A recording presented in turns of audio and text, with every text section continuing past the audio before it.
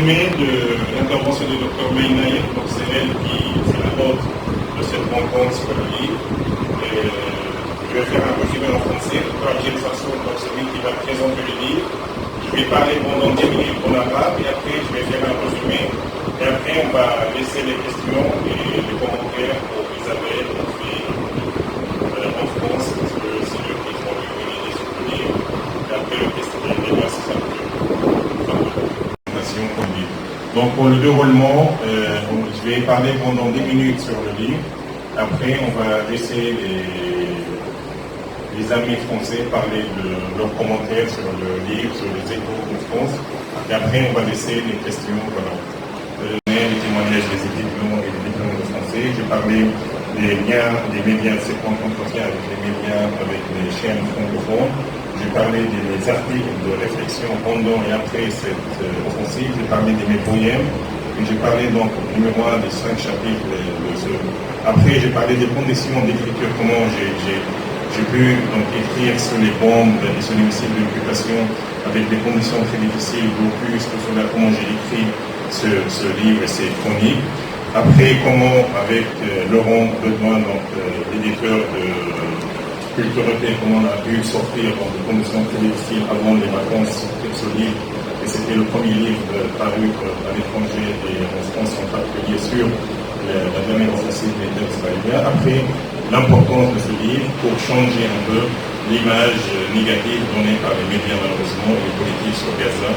Et Gaza, malheureusement, les médias considèrent Gaza comme une région et considèrent l'armée de l'occupation comme une armée de défense.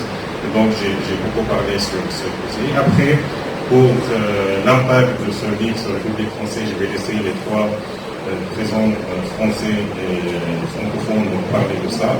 Et j'ai dit de l'importance de ce livre. C'est un rappel qu'entre 2020 et 2021, il y a eu des massacres israéliens sur la bande de Gaza avec des victimes, avec beaucoup de destruction massive, beaucoup de morts, des blessés, notamment des civils. Donc voilà pour qu'est-ce que je viens de présenter comme contenu de livre devant le livre. Donc merci.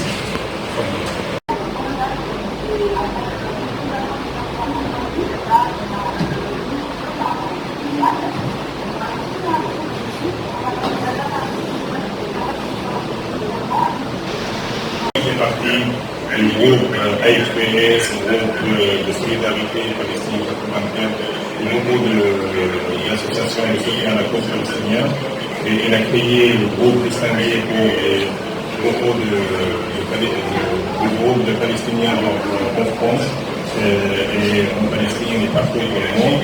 Donc il a parlé de l'importance du livre pour le public français et comment le livre a réussi à changer l'idée reçue sur le livre.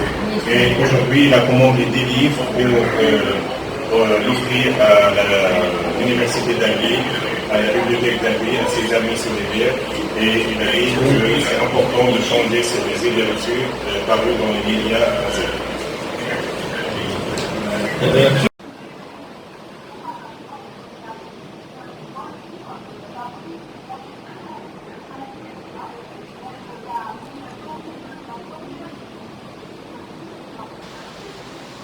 Médias pour prendre des photos et faire des vidéos sur la vie quotidienne pour montrer que la vie continue à Gaza et que les Palestiniens de Gaza, malgré cette nouvelle agression, ils ne vont pas partir, ils vont rester attachés même à côté de ruines de leur maison. Merci Isabelle pour tes remarques.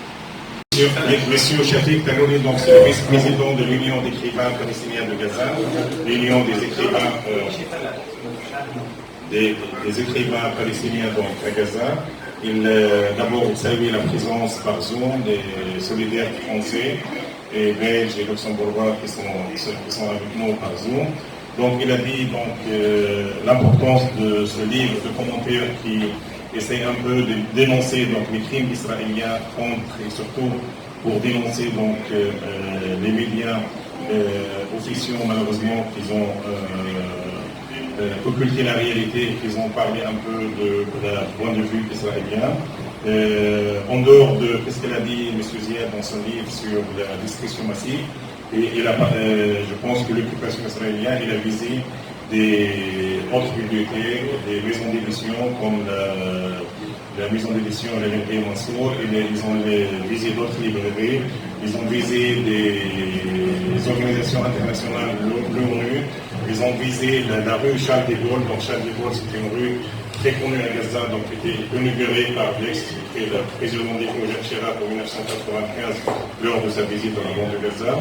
Et malheureusement, les Israéliens, ils essayent de tuer le mot, mais grâce à ces livres importants comme ça, de livres de commentaires, le mot restera toujours comme une forme de résistance, comme un acte de résistance contre l'occupation israélienne.